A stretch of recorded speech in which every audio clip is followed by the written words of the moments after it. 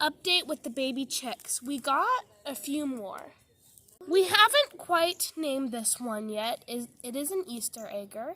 It is for sure a girl. This is a girl. This is a different one.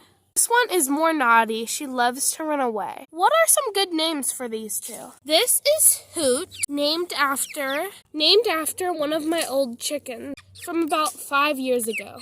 She is also an Easter egger. She is a Easter egger, and her name is Stormy or Cloudy. Part 2 should be up soon. Moving on to the Rhode Island Reds.